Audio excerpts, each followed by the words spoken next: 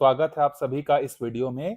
तो इस वीडियो में आज हम लोग देखने वाले हैं प्रयोगशाला परिचारक का जो सिलेबस दिया हुआ है, ठीक है, उसके जो है फिजिक्स वाले पोर्शन को जो है आज हम लोग इस वीडियो में जो है स्टार्ट करने वाले हैं, ठीक है। तो प्रयोगशाला परिचारक जो कि आगामी उच्च शिक्षा विभाग के द्वारा आने वाली वैकेंसी है, जिसमें क्वालिफिकेशन जो आपसे क्या मांगा हुआ है, उसका क्वालिफिकेशन जो है 12th पास जो है वो मांगा हुआ है, ठीक है। और इसमें सारे स्ट्रीम वाले जो है क्या कर सकते हैं, अप्लाई जो है कर सकते हैं। तो इसमें आज हम लोग देखेंगे फिजिक्स, ठीक है। फिजिक्स मतलब भौतिकी की जो है हम लोग आज जो है इस वीडियो में पढ़ने वाले हैं। चलिए, तो पहले हम लोग देख लेते हैं कि भौतिकी होता क्या है। फिजिक्स जो हम लोग पढ़ने वाले हैं उसमें भौतिकी क्या होता है। तो देखिए, भौतिकी क्या होता है, विज्ञान की वह शाखा, ठीक है, मैं डेफिनेशन यहां पर लिख देता हूं। विज्ञान की वह शाखा जिसके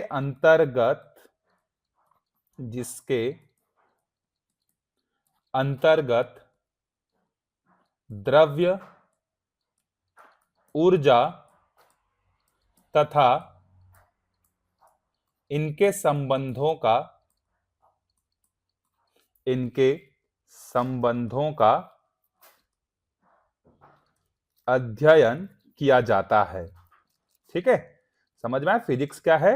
विज्ञान की वो ब्रांच है जहां पर हम लोग क्या करते हैं, द्रव्य, ऊर्जा और क्या करते हैं, इनके बीच में जो भी संबंध होता है, पारस्परिक अंतर क्रियाएं जो होती हैं, जब हम लोग उसको विज्ञान के किसी शाखा में पढ़ते हैं तो उसको हम लोग क्या बोलते हैं, भौतिकी जो है हम लोग बोलते हैं, ठीक है। अब देखिए, इस भौतिकी में ना एक और चीज आपको बताना चाहूंगा मैं, राशि क्या होता है। ये राशि को हम लोग समझेंगे, उसके बाद हमारा पहला यूनिट जो है वो हम लोग क्या करेंगे, स्टार्ट करेंगे। देखिए, भौतिक में जो है किसी भी चीज को राशि कब कहा जाता है, जब हम लोग किसी को क्या कर सकते हैं, माप कर सकते हैं और उसको जो है हम लोग गणितीय रूप में क्या कर सकते हैं, उसको व्यक्त कर सकते हैं, उसको जो है राशि कहा जाता है, ठीक है। राशि जिसका मापन किया जा सकता हो, जिसका मापन किया जा सकता हो तथा जिसे गणितीय रूप में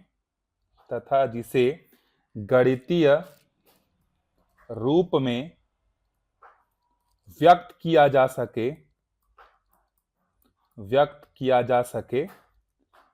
ठीक है। तो राशि क्या होता है, हम लोग किसी भी चीज को राशि का नाम कब देते हैं, जब उसको हम लोग माप सकते हैं तथा जिसे हम लोग गणितीय रूप में क्या कर सकते हैं, व्यक्त कर सकते हैं, उसको जो है हम लोग राशि बोलते हैं, ठीक है। जैसे कि उदाहरण में आप किसको किसको नाप सकते हो, गणितीय रूप में लिख सकते हो, जैसे लंबाई हो गया, ठीक है, वजन हो गया, ठीक है। लंबाई हो गया, वजन हो गया, इसके अलावा जो है क्या बोलते हैं, दूरी हो गया इत्यादि, ये सारे हमारे क्या होते हैं, राशियां होती हैं। इसको हम लोग माप सकते हैं और मापने के बाद गणितीय रूप में लिख सकते हैं, ठीक है। जैसे आज मैं बहुत खुश हूं, तो ये जो खुशी है, क्या इसको हम लोग राशि बोल सकते हैं क्या? नहीं बोल सकते, क्योंकि मैं ये नहीं बोल सकता कि मैं आज 2 किलो खुश हूं या 3 किलो खुश हूं या 1 किलो गुस्सा हूं या 1 मीटर गुस्सा हूं, ठीक है। तो ये जो आपकी भावनाएं होती हैं, खुशी हो गया, गुस्सा हो गया, प्यार हो गया, ये सारी चीजें जो है फिजिक्स में जो है राशि नहीं कही जाती है, ठीक है। राशि उसको कहते हैं जिसको हम लोग माप सकते हैं और जिसको हम लोग गणितीय रूप में क्या कर सकते हैं, व्यक्त कर सकते हैं, वो जो है राशि कहलाता है, ठीक है। अब देखिए, इसको मैं इसलिए पहले बता रहा हूं क्योंकि इसका यूज जो है अभी आगे होगा, ठीक है। अब ये दो तरीके की राशियां जो है हमारे गणित में मतलब भौतिकी में होती है। एक को बोलते हैं हम लोग अदिश राशि और एक को हम लोग क्या बोलते हैं, सदिश राशि जो है हम लोग इसको बोलते हैं, ठीक है। तो अदिश राशि और दूसरा हमारा क्या है, सदिश राशि। तो देखो, अदिश राशि हम लोग किसको बोलते हैं, ऐसी राशि जिसमें सिर्फ और सिर्फ क्या होता है, परिमाण होता है, जिसमें सिर्फ और सिर्फ क्या होता है, मैग्नीट्यूड होता है, ठीक है। सिर्फ क्या होता है, इसमें परिमाण होता है, परिमाण होता है। मतलब एक ऐसी राशि जिसका सिर्फ और सिर्फ क्या होगा, परिमाण होगा, जिसमें कोई दिशा नहीं होती है। जैसे मैं बोलता हूं कि एक वस्तु का जो वजन है ये 2 किलो है, तो इसमें मैंने सिर्फ और सिर्फ क्या बताया, उसका गणितीय परिमाप को बताया कि वस्तु का वेग मतलब वस्तु का भार कितना है, 2 किलो है। एक व्यक्ति जो है 6 फीट लंबा है, तो मैं यहां पर सिर्फ गणितीय रूप को बता रहा हूं। तो जब कोई हमारे पास ऐसी राशि आती है जिसमें हम लोग सिर्फ और सिर्फ गणितीय राशि की बात करते हैं, सिर्फ परिमाण की बात करते हैं, उसको हम लोग अदिश राशि बोलते हैं। तो सदिश राशि किसको बोलते हैं? वे राशियां जिसमें परिमाण के अलावा क्या होती है, दिशा भी होती है। जैसे मैं बोलता हूं कि एक वस्तु 20 मीटर प्रति सेकेंड की गति से उत्तर दिशा की ओर क्या हो रहा है, जा रहा है। ठीक है, तो उसको हम लोग क्या बोलेंगे, उसको सदिश राशि जो है हम लोग उसको बोलेंगे। ठीक है, तो 20 मीटर, और मैंने यहां पर साथ में दिशा भी बता दिया। कौन सा दिशा बताया? उत्तर दिशा बताया। तो यहां पर ये वाला हो गया परिमाण और ये हो गया दिशा। तो जब किसी राशि में परिमाण के साथ साथ क्या होती है, दिशा भी होती है। ठीक है, थोड़ा सा हिंदी में आप कोशिश करिएगा समझने का। परिमाण का मतलब मैग्नीट्यूड होता है। ठीक है, तो जब कोई ऐसी क्वांटिटी या ऐसी राशि जिसमें सिर्फ और सिर्फ मैग्नीट्यूड होता है, वो आपका स्केलर कहलाता है। ठीक है, इसको इंग्लिश में क्या बोलते हैं हम लोग? स्केलर क्वांटिटी बोलते हैं। ठीक है, और इसको हम लोग क्या बोलते हैं? इसको हम लोग वेक्टर क्वांटिटी बोलते हैं। ठीक है, तो जिसमें सिर्फ और सिर्फ मैग्नीट्यूड होगा वो आपका क्या होगा? स्केलर क्वांटिटी होगा। और जिसमें मैग्नीट्यूड और डायरेक्शन दोनों होगा वो आपका क्या होगा? सदिश राशि होगा। जैसे 2 किलो वजन, 6 फीट लंबाई, ये सब आपकी अदिश राशियां हैं। और जब मैं बोलता हूं कि एक वस्तु 20 मीटर प्रति सेकेंड की गति से जो है उत्तर दिशा में चल रहा है, तो इसका मतलब वो सदिश राशि। इसका एक और उदाहरण देख सकते हैं, सदिश राशि का बल। ठीक है, बल जो होता है, जैसे मैं बोलता हूं कि मैं किसी वस्तु पर 20 न्यूटन का बल लगा रहा हूं ईस्ट दिशा में या पूर्व दिशा में। ठीक है, तो जो बल होता है ना, वो आपका क्या होता है? सदिश राशियां होती है। तो अदिश राशि में कौन कौन सा आता है? द्रव्यमान आता है, आयतन आता है, समय आता है, ऊर्जा आता है। सदिश राशि में क्या क्या आता है? वेग आता है, विस्थापन आता है, त्वरण आता है। ये सब जो है क्या होते हैं, इसमें जो है आते हैं। ठीक है, चलिए अब आगे बढ़ते हैं। अदिश राशि और सदिश राशि हो गया। अब हम लोग इसके बाद आगे बढ़ते हैं। तो आज का जो हमारा पहला यूनिट होगा या पहला जो इकाई होगा वो है हमारा बल और गति। ठीक है, तो हम लोग आज पढ़ने वाले हैं गति एवं बल। ठीक है, इंग्लिश में इसको बोलेंगे motion and forces. Motion and force. ठीक है, तो इसमें जो है हिंदी और इंग्लिश दोनों के टर्म्स जो है मैं साथ साथ यूज करते जाऊंगा, ताकि आपको क्या हो सके, दोनों टर्म्स जो है याद रहे। ठीक है, एकदम शुद्ध हिंदी भी कई बार क्या होता है, कुछ समस्या पैदा कर देता है। तो यहाँ पर हिंदी और इंग्लिश दोनों को मिक्स करते हुए जो है हम लोग आगे जो है बढ़ेंगे। ठीक है, चलिए तो पहले हम लोग देखते हैं गति क्या होता है। फिर गति को समझने के बाद, गति के क्या क्या प्रकार हैं उसको समझने के बाद जो है हम लोग क्या करेंगे, बल के बारे में जो है आगे पढ़ेंगे। तो गति मतलब आप सबके दिमाग में एक चीज आता है, गति मतलब क्या होता है? देखो, गति मतलब कोई चीज अगर चल रही तो उसको हम लोग क्या बोलते हैं? गति में है, उसको बोलते हैं। तो इसका अगर हमें डेफिनेशन बताना है कि इसका परिभाषा क्या होगा, तो इसका परिभाषा होगा, देखो, यदि कोई वस्तु, ठीक है, आप नोट्स तो बनाते चलिए, यदि कोई वस्तु समय के साथ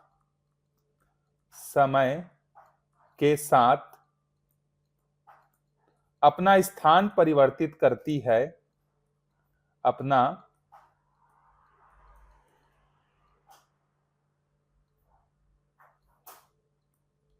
परिवर्तित करती है, तो हम लोग क्या बोलते हैं?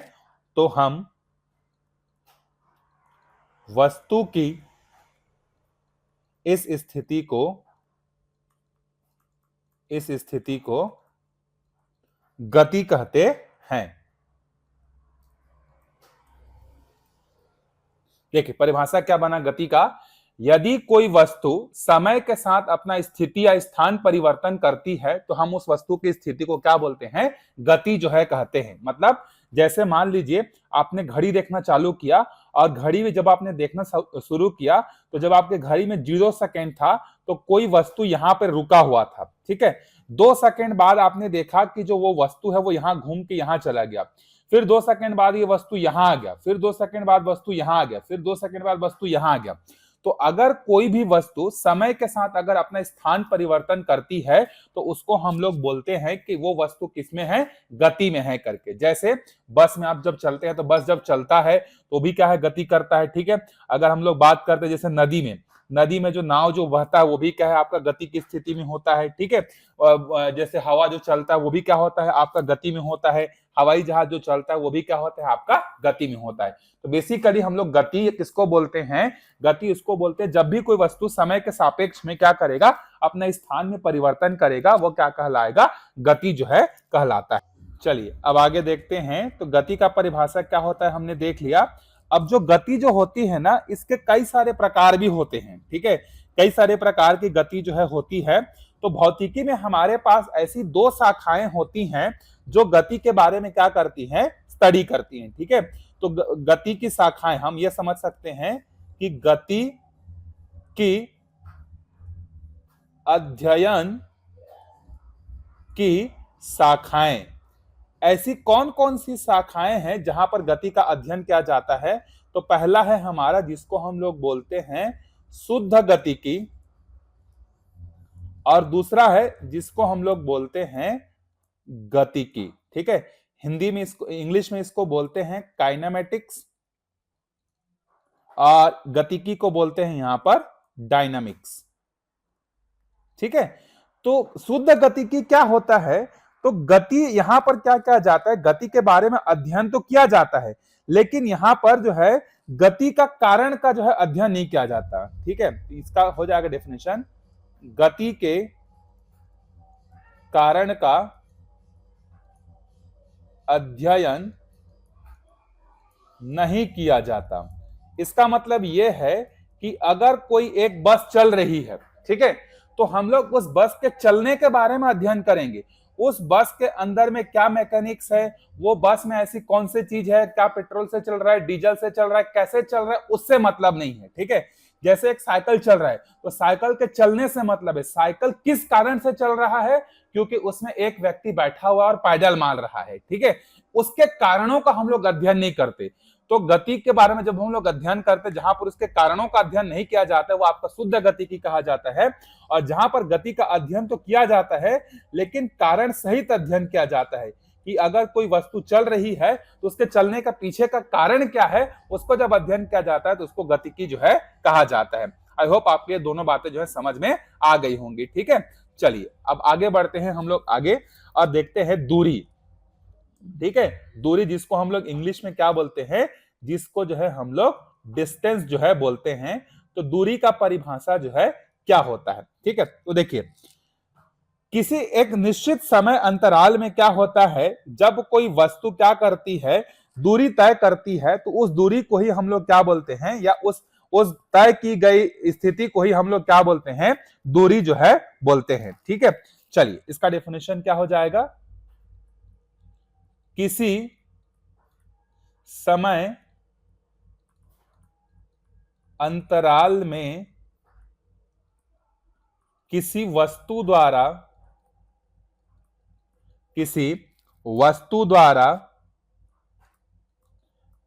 तय किए गए मार्ग की लंबाई को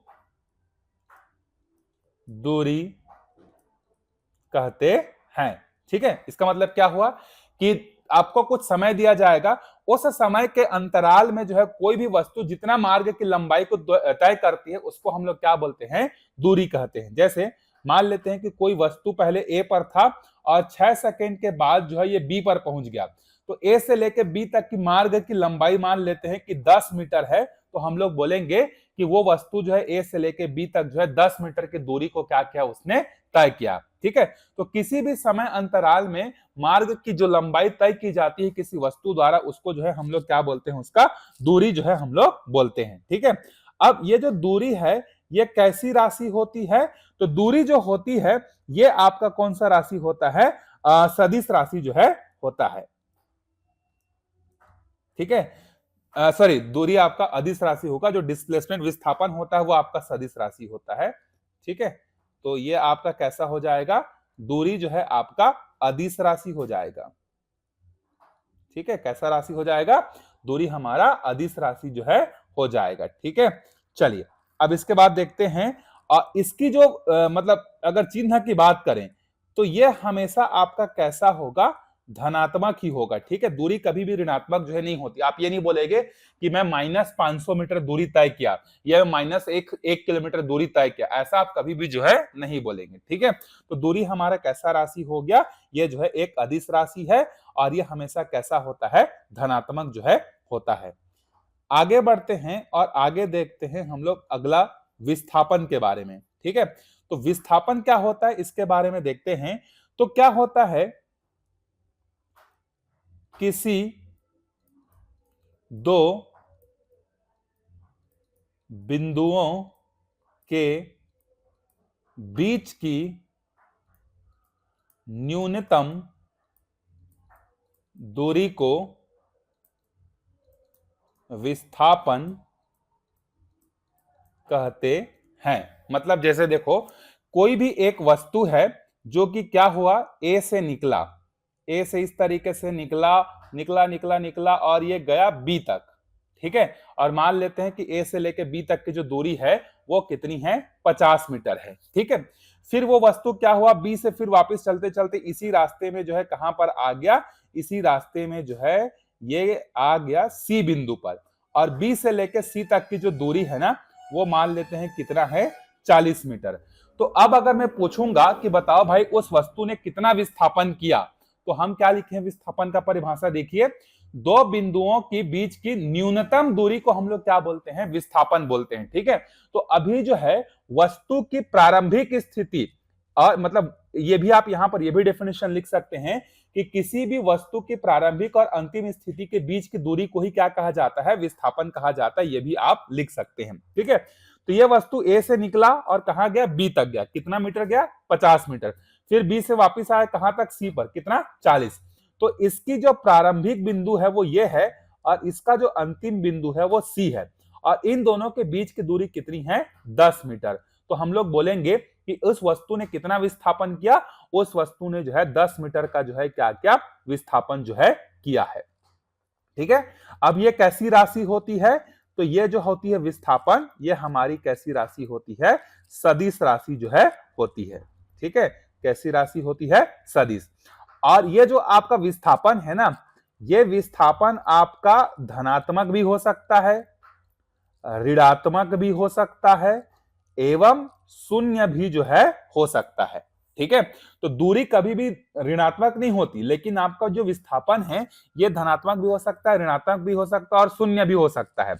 और दूरी और विस्थापन में एक संबंध ये होता है कि जो दूरी होता है ये या तो विस्थापन के बराबर होगा या हमेशा उससे क्या होगा? ज्यादा होता है। ठीक है, तो दूरी क्या है? विस्थापन के बराबर भी हो सकता है या विस्थापन से हमेशा क्या होगा? बड़ा ही जो है होता है। तो ये हो गया हमारा दूरी और विस्थापन के बारे में। ठीक है, चलिए अब इसके बाद आगे देखते हैं, इसी के बारे में जो है आगे देखते हैं।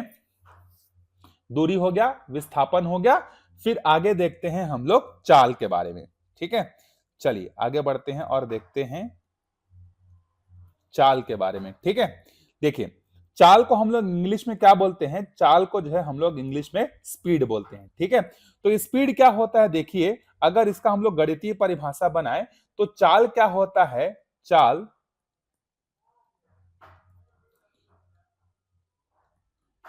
किसी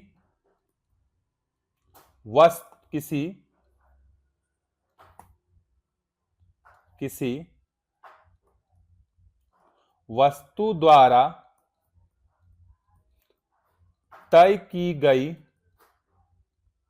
दूरी तथा तय करने में लगे समय का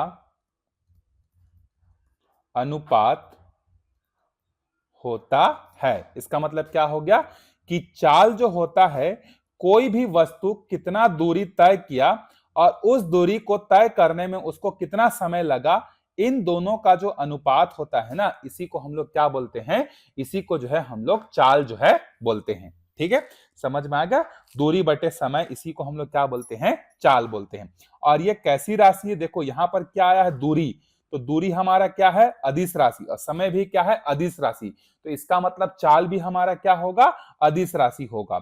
और इसका जो मात्रक है, इसका जो इकाई है, दूरी का क्या होता है, एसआई मात्रक हम लोग पढ़ेंगे भी, अभी ये मापन वाला जब चैप्टर आएगा तो वहां पर हम लोग पढ़ेंगे। तो दूरी को हमेशा एसआई सिस्टम में किसमें किसमें मापा जाता है, मीटर में, और समय को किसमें मापा जाता है, सेकंड में। तो चाल का जो हमारा यूनिट होगा, इसका इकाई होगा, ये कैसा होगा, मीटर प्रति सेकंड जो है इसका इकाई जो है होगा।